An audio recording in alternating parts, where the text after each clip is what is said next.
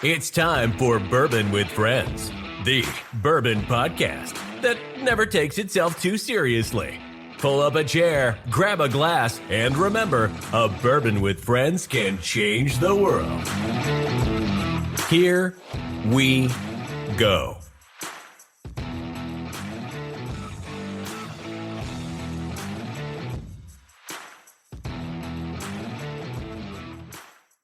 Hello, everybody. Thank you for tuning in to another episode of Bourbon with Friends. As always, I am here with my two co-hosts, Paul and Karissa. Karissa, it's always nice to see your face on here. How are you guys doing today?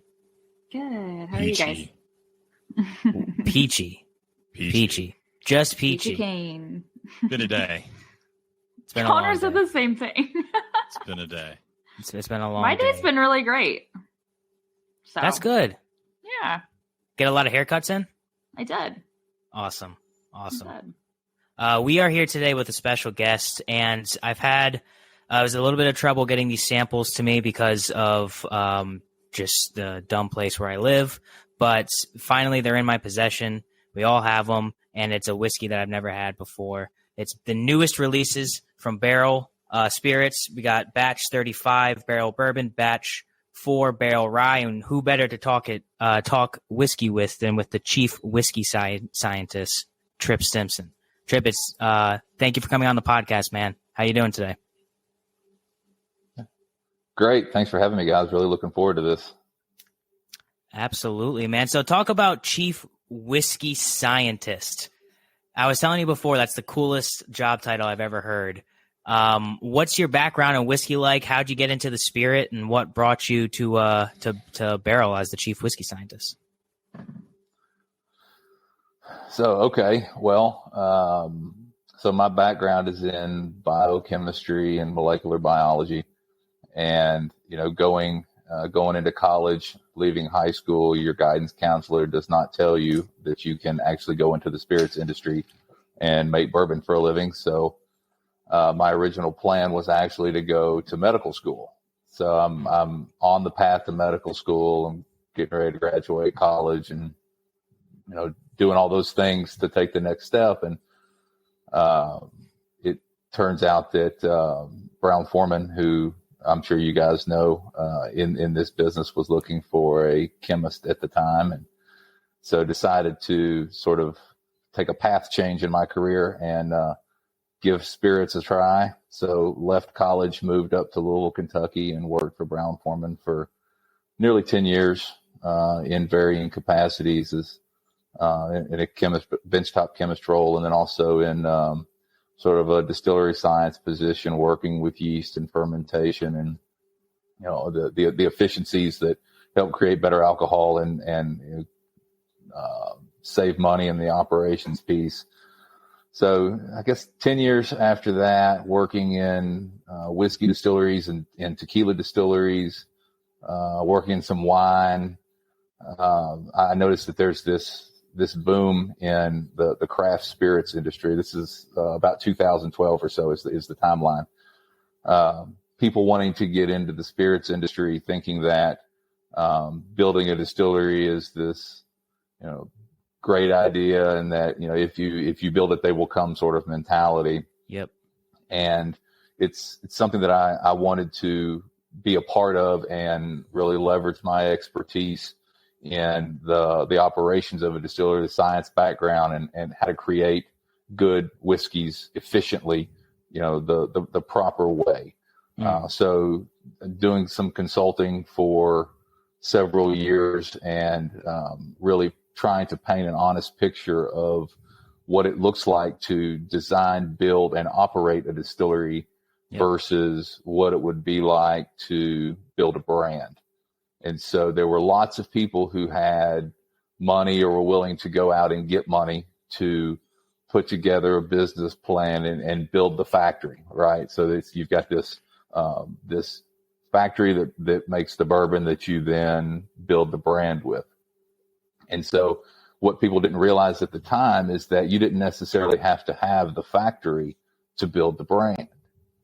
And so at that point in my career, what I was doing is try to talk to some of my customers at the time and say, look, we could put unique blends together. We can create unique products without actually having a distillery ourselves or yourselves. Absolutely. You can put some money into creating a bourbon brand, and if a few $100,000, and if it works great, then you do it bigger the next time.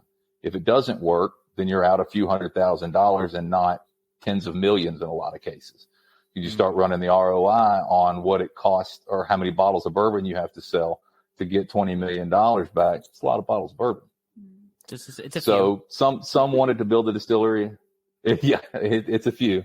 So some of the folks wanted to, go on and build a distillery and operate and all those things. And then some others really wanted to just build the brand and sort of slow walk it and see how things went. Mm-hmm. And so fast forward a couple more years, and while I'm working at a different distillery, we're doing some contract work, and I meet Joe Beatrice. Joe Beatrice is the founder of Barrel Craft Spirits, and we're talking about he's on his second. He just finished bottling his first batch. We're getting ready to do the second batch in the bottling for him, and we're talking about how he got into business, because I'm always curious about how people sort of land in this. And it was really funny because this is one of the synergies that really sort of set this thing off for us. And we're talking about this, and he says, I really wanted to build a distillery for about 30 minutes. And then I realized that I didn't have the expertise and I don't need the factory.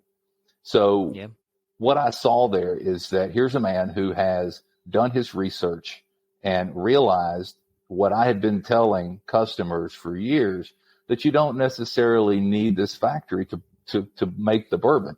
You can take the bourbon that's already available in a commodity and put unique blends together and build a brand. So we saw eye to eye immediately there. And so, we can get into some of the detail about where we went after that.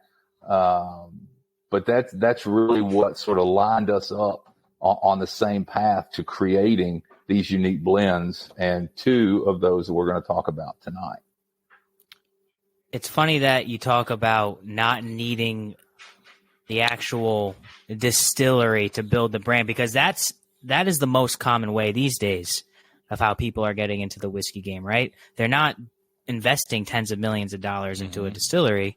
They're taking that commodity of whiskey, sourcing their whiskey, which I think nowadays is becoming so much more of a accepted trend, as it should be. And they're building their brand, they're building their portfolio, and then venturing off into bigger and better things.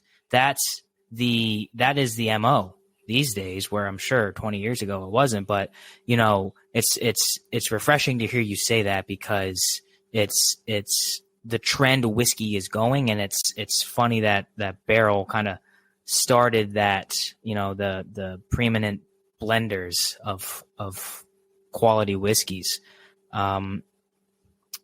When you were going to school, like you mentioned, people didn't really tell you that whiskey is a line of is an industry they can get into. Down there in Tennessee, did you have, just out of curiosity, did you have like a preconceived notion that Tennessee whiskey was kind of where it was at, rather than Kentucky bourbon? Was that a thing down there? Because you're from Chattanooga. Yeah, being from Tennessee whiskey is what you drink. It's just sort of the way it is. Just like being from Kentucky, folks from Kentucky drink bourbon. I think what's been fun about what I do right now is that if you can put all of those preconceived notions about Tennessee whiskey, or specifically Kentucky bourbon, aside, right, and you can really focus on the flavors that each of those brings to the table, and then how each of those can work with each other to create something that is far more complex than either one of those on its own, then you're into a whole new world of product creation. And that's what we've done for the last 10 years. Yeah. Well, I think like the interesting thing, right? Like what Connor's talking about when it comes to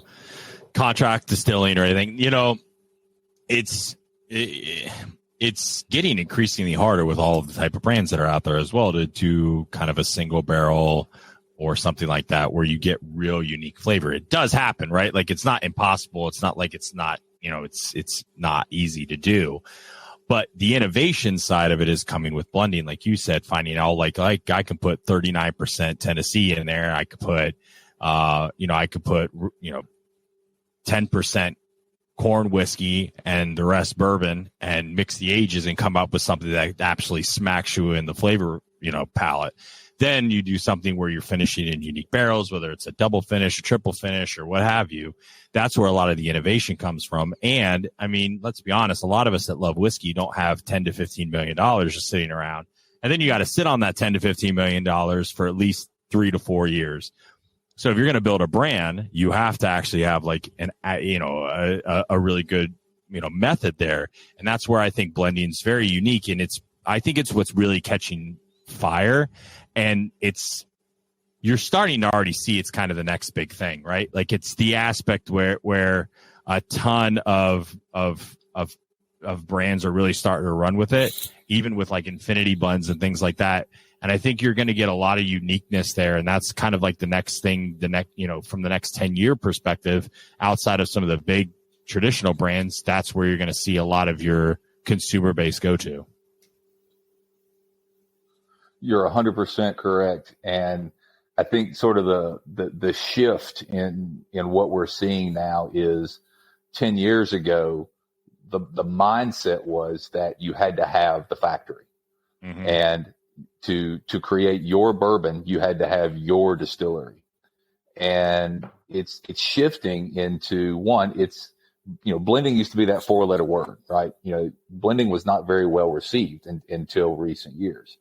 And people, consumers, and people who want to actually build brands are starting to approach products, bourbons, whiskeys, with a different mindset, in that what's in that bottle is really important, right? It becomes less about where it comes from and more about the flavor that's actually in the bottle, which really sets off a whole nother transaction of where do you go to get all these flavors? And we can talk about some of those things in a few minutes.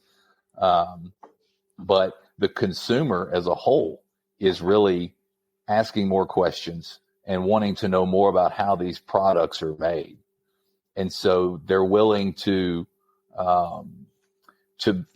experiment more, let's say, with new products and innovation that are hitting the shelves, as long as what's in the bottle tastes good. Right. Yeah. It's pretty hard to sell a bad whiskey, I'd say. You can sell a bad whiskey once, maybe. Good point. Yeah. The reason I brought up like being from Chattanooga, like you are, and having that preconceived notion is because you guys were kind of, from what I can tell, the first people to bring forth mixing and blending these different types of whiskeys. So with batch 35 that I just took a sip of and that we're going to be drinking here, it's a blend of Indiana, Tennessee, and Kentucky bourbon. We have 6, 7, and 8-year-old Indiana bourbon, 7 and 13-year-old Tennessee whiskey, and 8-year-old Kentucky bourbon in here. So it's taking aspects of several different regions. With batch 35, what was your mindset going into crafting this particular batch? So we approach, so sort of top down when we approach these blends. It's about grouping barrels together to create what we call component blends, or you call them micro blends, or however you want to phrase those things. But it's about putting flavors together that work together on a small level. And with batch 35, we started with some of the spicier barrels that we had, so some of the 6 and 7-year-old stuff, and we started putting micro blends together with this group of barrels until we got to a place where we had small, complex blend of different levels of spiciness. We did the same thing with some of the sweeter barrels, which in this particular instance was the 8-year-old stuff. It tended to be a little bit sweeter. So blending those together and getting sort of a group of sweet components that we had.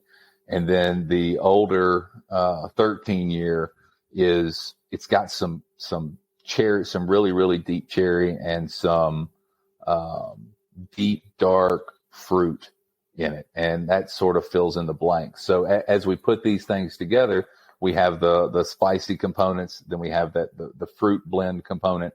We blend those together and then we fill in the gaps. So as we're doing this, we're doing it in very small levels between these micro blends so that we can see how the different whiskeys actually work together, because there is such a thing as having whiskey too perfect to where they just cancel everything out. You lose all your flavor. So as we work these different micro blends together to get the complexity we want, but we also have the balance that we're after. And then that gets us to a solid base blend. And in this base blend, what we have is a representation of all of these smaller micro blends where they all sort of work together to build this really deep complexity. And then after that, we come back with the 13-year-old and it fills in the gaps. So the question is, at this point, we're asking ourselves, what's it missing? You know, where can we layer in another flavor? How can we stack this a little bit deeper so that we can add something without covering something else up? And that's really the trick in getting this together. Sounds like there's Chris, a lot of you're R&D too quiet. going into this. Chris is too quiet. She's scaring me. I'm just listening. I mean, all of it is so out of my league on all this stuff. And so just listening to how everything comes together is just, I mean, it's mind blowing. I love listening to stuff like this. This is very in depth. I mean, yeah, this is there's levels to this blending, and there literally are levels. Oh yeah, you're doing, Tripp. You're blending on top of blends. The interesting thing that I really noticed when we were 100%. talking about the sweetness, right, was what kind of hit me in the front right off the bat was a really sweet aspect. Sweet. It smells really sweet. Well, dig in, guys. Go ahead. Don't be shy. Drink some of it. The thing that I really kind of got surprised about was the sweet in the front and the hug in the back. It's actually a little delayed. So your brain's almost a little fooled here. You're like, oh, this is like a sweet 90 proof. And then it's like, ooh, hello, you saucy minx. You just got me you snuck up. But the viscosity on this thing's what's really interesting. Lots of viscosity, real oily, great. Like the legs are super thick, super long. It's got a nice, real kind of, I want to say it's got a medium long finish. And the only reason why I say medium long is the flavor doesn't sit there as long, but that that subtle warmth sits there a lot longer. That first sweetness kick, I'm guessing there's a lot of corn on this because it's very sweet, very vanilla, but it's not grain forward. It's very sweet forward, which is really impressive. I can definitely tell that there's some older stuff in this because there is those barrel characteristics that you're going to get from the older whiskey. Little mustiness, right? Mustiness. Yeah, that you're getting a little bit of the wood kind of really shining through. The cherry, I think, does shine really nicely on this as well. I mean, overall, like if you have a good palate, oh, Chris is going to be like, well, don't say that because I'm here. If you have a really good palate, you can really discern a lot of stuff here. But it would be interesting, right? Like this is where Chris really comes in and gives an interesting perspective because we can kind of discern all this, but from someone who hasn't, right, and who's kind of newer at this, it's good to get your perspective too because, you know, a lot of people are not where we are when it comes to that or where a lot of other people are, and they just like what's really good. Totally. Yeah. So, I mean, it's 117 proof. And so even from that, like I still feel like it's really, you know, I know you guys hate this word, but really smooth. So there's we don't hate the word. Other people hate it. We're fine with it. Well, so I don't feel like there is a whole lot of bite. You definitely get that warmth, but it's super easy to drink. You know, you don't really have that like burning sensation with some of them that's over, you know, like 110 proof or something. And so, but it's really sweet when you first, the smell is really, really sweet. And as soon as it hits your tongue, like it's not, you don't get that like fire warmth like immediately. But I would agree with Paul in the whole like medium to long finish, I guess, is you do kind of have that like lingering warmth. But it's not, the flavor isn't necessarily lingering for that long, but it is really, really good. It's a good fall whiskey, I would say. Yeah, a good totally. fall winter whiskey. I would want to drink this when it's cold out, sitting outside with a fire, because that warmth, that's what I'm looking for, right? And sometimes you get like the reverse, right? You'll get a kick, that spice will hit you, and then it just kind of hits you, and then it's there. Like mine's still there. Like I feel that warmth in my chest. I'm sitting here going like, yeah, this is sitting outside watching football on my phone on a Saturday. It's 47 degrees outside with a fire pit. Like that's what I'm jiving with right now. And I love that. And that's where like when you can place where you would drink a whiskey, I think that really tells you something as well. You know, like when you can imagine this is where I would be doing that, that really this goes is where I want to have this. Yeah. Yeah. Right. Because every whiskey's different, right? Like I'll never drink scotch when it's warm out. To me, it would drive me crazy. I just can't do it. I have a Talisker my friend gave me, and I really want to drink it, but it's too hot outside. I just can't do it. I don't enjoy it. This is one from like October to March or April. I would drink the shit out of this.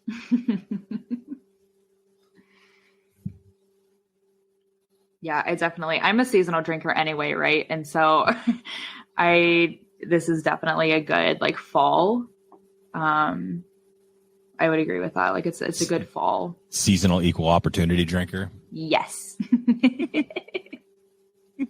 Don't make fun of me for that. Well, and these hold up in cocktails pretty well too. If you wanted to make a cocktail with it. Yeah, I feel like this would be good in a Manhattan. I'm big on cocktails. I love a good cocktail. So. All right, Connor, we haven't heard from you yet. It's I get a lot of root beer on this, like a spicy kind of. I can see that. I agree with that. Almost like a even like a birch beer. Like there's some type of like kind of like licorice. A bit, yeah. No, I agree. This is incredibly complex. There's a lot going on. The finish, I would say, is incredibly long. I don't think it's medium long. I think it's really long. But it's at 117 proof. It's that's to be expected.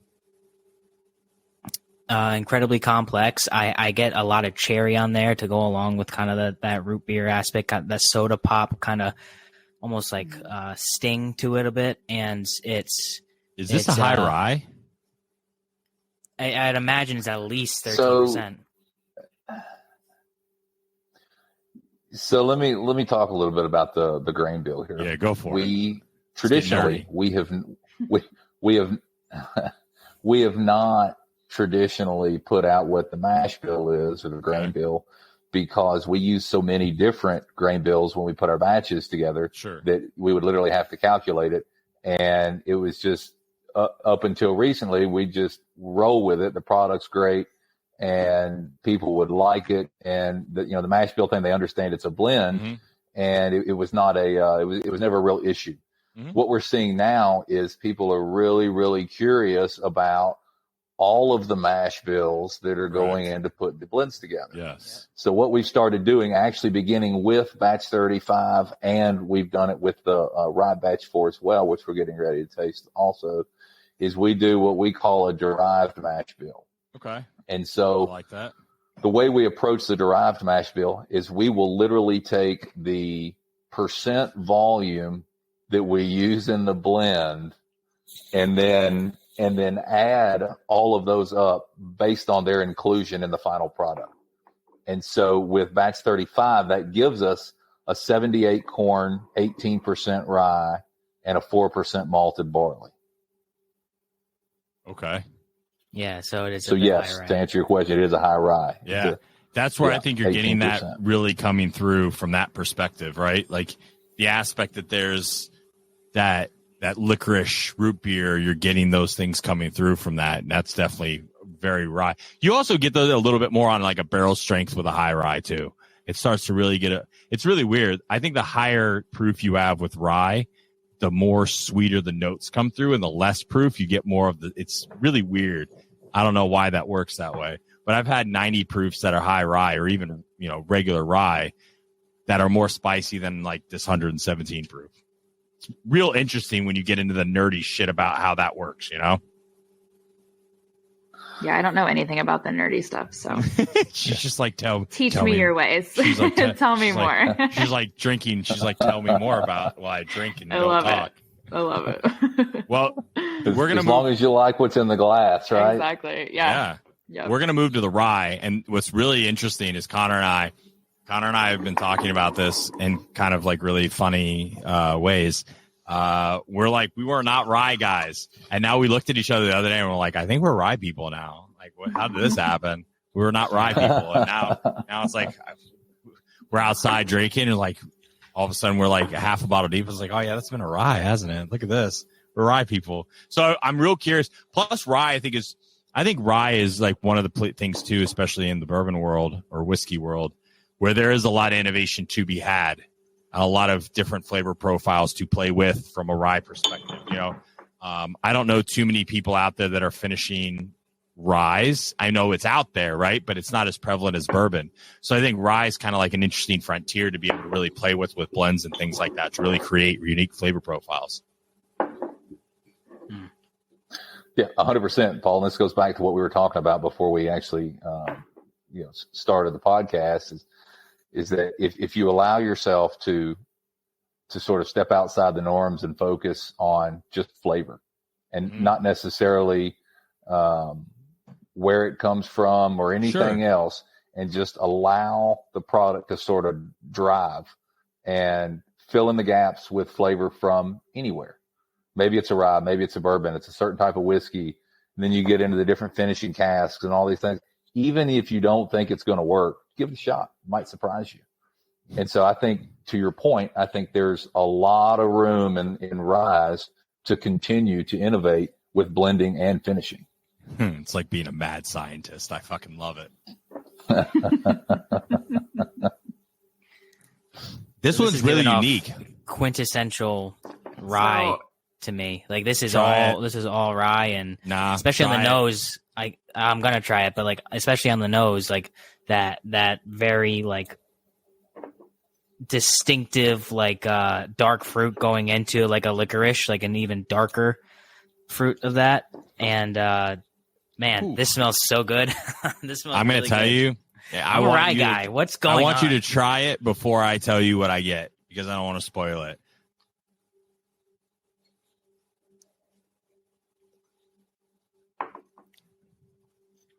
It's unique. Yeah. So this one's a little drier to me. When I drink this, the first thing I get is the fizzy, bubbly aspect of like a root beer. It's like that dry, fizzy kind of taste, and then it hits a floral bomb behind it. Mm-hmm. So I'm getting like that sweet licorice kind of aspect right in the front, and then like that floral notes just hit me. This is spicier. I will tell you that. I mean, I know this is not 117; it's 115 proof, 5.5-year-old rye, but it hits you. Now this one's got a long finish. This lingers.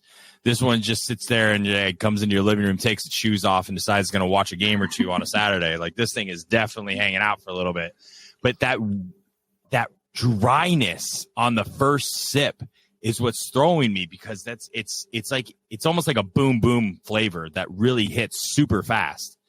And it's so impressive how that happens, because I'm not used to that for a rye. Usually you get rye like, oh yeah, this. I don't know if any of you guys are getting that, but that dryness to hit first really like pops in my brain. So I will say, just on the nose, compared to the batch 35, I don't feel like it's nearly as strong. So like when I go to smell the batch 35, it like really hits you. This is not doing that to me, which I can kind of appreciate, because it's not as like pungent, I guess. And so you're able to kind of taste more of it rather than like sniffing it all at once too. Does that make sense? Because that's how it is for me. I know it makes sense. I think it's like the weird play with whiskey, right? Like, yeah, the batch 35 bourbon smells, it's a little bit more hard and it's a little bit more sweet. And I think the rye smells a little bit more sweet and packs a little bit more of a punch. I just blended the two together. I want to see what it tastes like. Yeah. Look at you already doing it. Now, that's good. Yeah. Come on. Let's go see. What do you get? Well, you said root beer.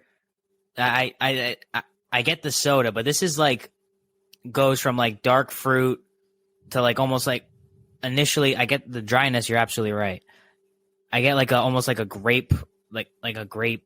Like this reminds me of grape Fanta. The soda Fanta, grape soda, and then it goes right into like almost like a tobacco-iness to me. Yeah. I think that's where the dryness comes from. Yeah, I think it is as well. And plus, just it being a rye, I would imagine, I don't know if this is true or not, but rye is, generally a drier whiskey. I would imagine. On the rye. I feel like most ryes I have are pretty dry in that respect. I'm sure there's some outliers, but it's almost like a tobacco-ness towards the back of the palate. A little bit of leather, I think, too. Yeah, those like earthy kind of. Yeah. Yeah, I understand what you're saying, and that melts into kind of like a kind of a rye finish, very spicy, peppery, longer finish as well, and drinks. I think both of these drink exactly at the proofs that they're at. I think that you can tell these are. I'd imagine if they're not barrel proof, they're quite near barrel proof. They're cask strength. So there you go. They really kind of. I think. I'll give a different opinion on that. I think the bourbon doesn't drink as. I think the rye. I think the rye drinks hotter than the bourbon. I'm not saying that the bourbon isn't spicy, that you can't tell that it's a little bit of higher proof, but I think that you definitely get a little bit more oomph on the rye. And I just blended the two together, and you guys should do this too, like blend the two together and try it. It's real interesting where that hug is, man. That hug is way different when you blend the two together. What a surprise. You blended them together. I was actually going to do that too. Yeah, I mean, I probably wouldn't have guessed if I didn't have the bourbon with like the 35. If I didn't have the bottle in front of me, I probably wouldn't have guessed that it was a 117. So yeah, I definitely think it drinks a little bit less than that, which is good. Yeah, which is dangerous. Actually, you don't want to drink half a bottle of that. It is dangerous. Yes. You will find out what gravity is real quick. Did you guys? So just so you guys know, I was just going to say, so you guys know, the derived mash bill, similar to the way we did back 35, this is going to be an 89% rye, a 7% corn, and 4% malted barley. That's where you're getting a little bit interesting flavor notes that are coming out of that rye. Yes. Yeah. And then that dryness and that herbal characteristic you're getting is that Canadian really contributes to that. Yeah, I was going to say this is a blend. The Canadians, man. It's an Indiana, Tennessee, Kentucky, and Canadian blend of rye whiskeys, which is, again, I mean, I don't know anyone else but Barrel that does a blend that in depth. I mean, it really adds to kind of like there's so much depth to each of these glasses, and I suppose I will drink this blend of the two that we tried per Paul's request. Chris, did you blend it yet? Blend them together? Sorry, not yet. I'm working on it. So I have a question. This is where I think it'd be really interesting to some of the nerdy fans that listen to the show. You have Canadian whiskey. Talk to me a little bit about the difficulties of getting a Canadian whiskey, or is it the other way around, right? Is it easy to get Canadian whiskey to the U.S., but it's a little bit harder to get U.S. whiskey to Canada? I mean, getting Canadian whiskey down here is not really that difficult. I mean, it's if you have the relationships in place, it's really not all that difficult. I think most times it's easier to do it in a tote or a tanker in some cases because the Canadians like to reuse their barrels. So whereas when you buy barrels of bourbon from suppliers in the States, typically you're going to get the barrel and the barrel's going to have bourbon in it. A lot of times when you buy Canadian whiskey, you're buying it by a drum, a tote, an ISO tanker or tanker, some other volume, and you're not getting the wood. They want to hold on to the wood and reuse it. Right. So side note, I did mix them, and I do think that that's really good. That's really good, isn't it? You just, you get, I mean, and obviously it depends on like what your ratios are, depending if you do half and half. I feel like I did pretty close to half and half in my mix, but it's definitely a good concoction. So, Tripp, I'm curious, what's the now I don't want to say weirdest, but like what's the most unique blend that you guys have made so far at Barrel? Like, to you, what's the most unique thing that you've done? Oh, wow. I mean, we do so many different blends and finishes and use lots of different types of cooperage. Mm-hmm. I would say one of my favorites is our Tale of Two Islands blend that we did several years ago. I think it was in 2018 or 2019 is when we released that.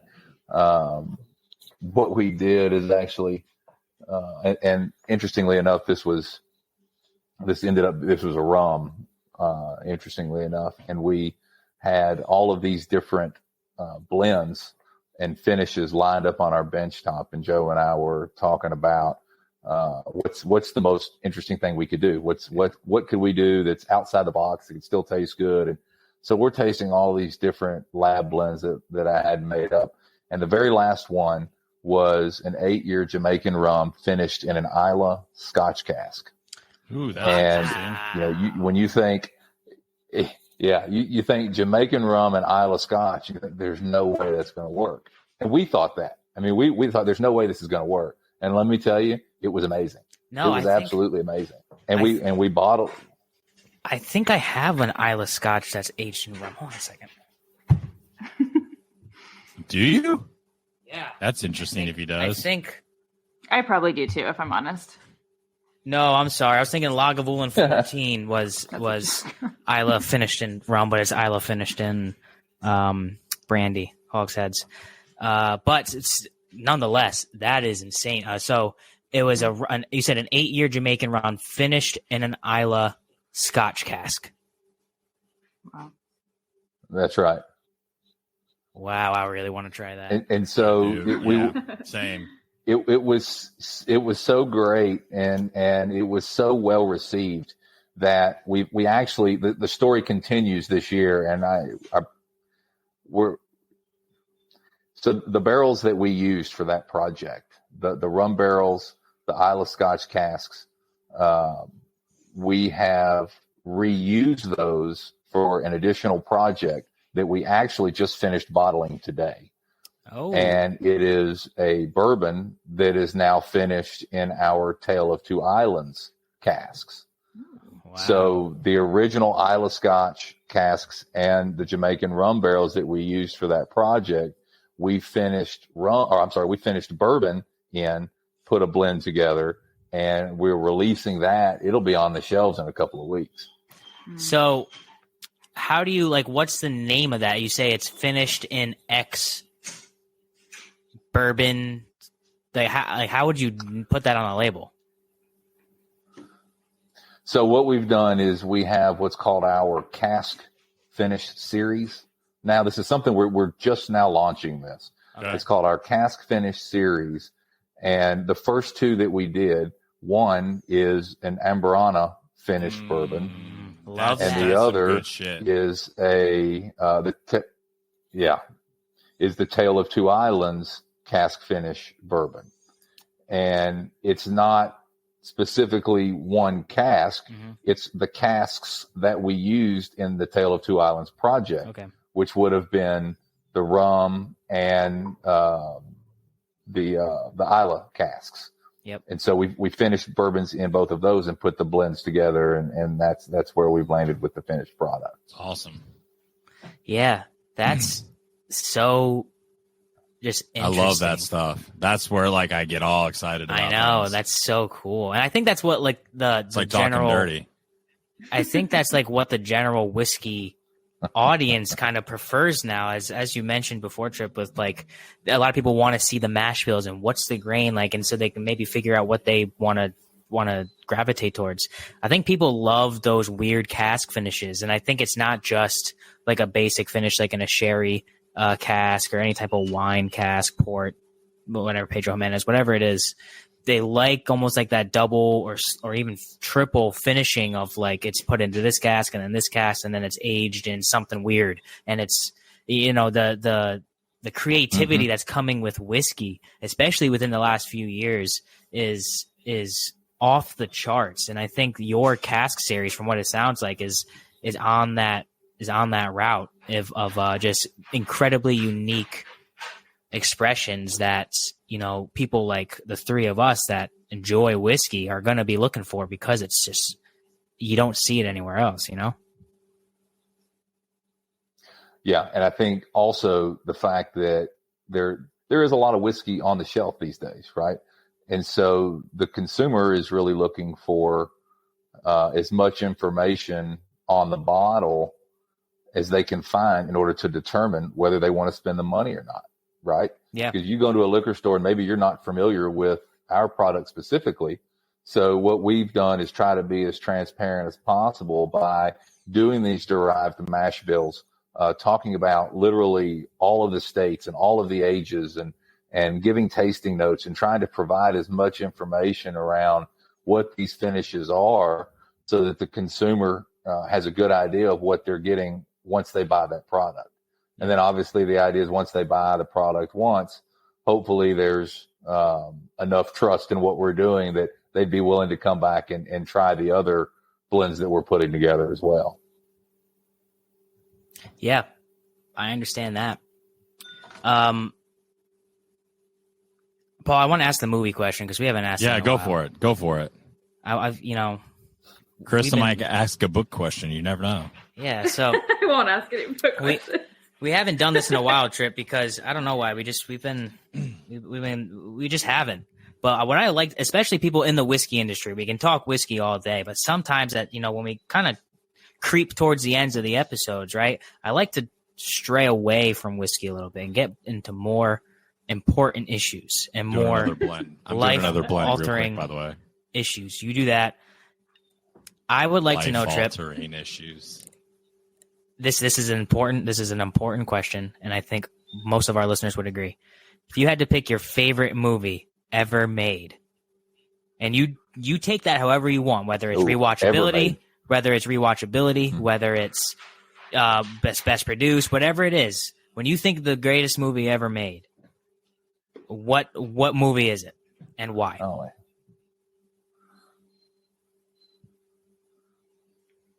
That's a really There's no hard wrong question. answers. Man, that's for a the most tall part. order. That is a tough question. That's a hard Connor. question. Oh my god. I mean, I can answer pretty quick. Okay, so I'll answer it, but I'm going to have to give you a caveat. That's fine. So I would say the 10-year-old version of myself would answer that question and say Goonies, because every 10-year-old wants to find the treasure, right? Mm-hmm. And you're laughing because you get it, right? I do, yeah. Everybody wants that as a child. As an adult, I would have to say National Lampoon's Christmas Vacation, because Wow, you what an can answer. always have Christmas 12 months a year with that movie. That's a great answer. I love that movie. It is hysterical. That's a great answer. So you watch that? You'll watch that in August?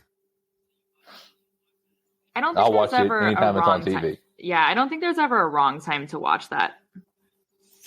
I don't know. I mean, it is a great movie. Don't get me wrong. I mean, I don't even think Tripp's gonna get really mad at me. I hope. So please still send me whiskey after I say this. I don't even think I'd put it in my top 5 Christmas movies. If I'm being 100% honest. Really? And I don't mean that as any Wow. disrespect, because I love that movie. But I just think like Elf, the Santa Claus, Home Alone, the Grinch. I really like the Grinch with Jim Carrey. Which one? Okay. Like I think they're all like. Okay. I don't know. Maybe I'd put it as number 5. You're a mean one, Mr. That's Connor. Grinch. But Connor loves it because he is the Grinch. He is the Grinch. He is always grumpy about something. Always. Yeah, I am. Tripp, tell everyone where they can find more about your brand and as well as potentially buy your product. So you can find us at barrelbourbon.com. If you're looking to buy online, we have a buy now button for our products on the website. If you're looking to purchase at a store, we also have a locator on the website where you can put in your address and area code, zip code, and it'll tell you where to go to get the products. We're on all of the social media platforms at Barrel Craft Spirits, Barrel Bourbon, Facebook, Instagram, Twitter, all the other platforms, YouTube, MySpace, LinkedIn. MySpace. Yeah. Well, you're dating yourself, Connor. AIM Messenger. That's a throwback. Connor wasn't even around That's when a real MySpace was a thing. Yeah, I was gonna say there's no way you would have had a MySpace, Connor. You're too young. Honey, you're barely old enough to have MySpace too. Oh All right, no, I had one for years. Don't give me that. What were you like 12? I would have been in junior high. Oh my God, these people over here talking about MySpace. Yeah, I would have been. When I was I feel old. When I was in college with it, like, God bless. Like, oh yeah, I was in junior high. Lord. Like, all right, I was like a junior in college. All right, that's funny. cool. No problem. Tripp, man, we really appreciate you jumping on. This was really great. The whiskey's really good. I really enjoyed kind of the nerdy kind of conversation, walking through all aspects of this. I love that. Yeah, thanks for having me, guys. Really enjoyed it. Glad you guys enjoyed the whiskey, and no hard feelings on the Christmas movies. Connor's going to hold a grudge forever, just letting you know.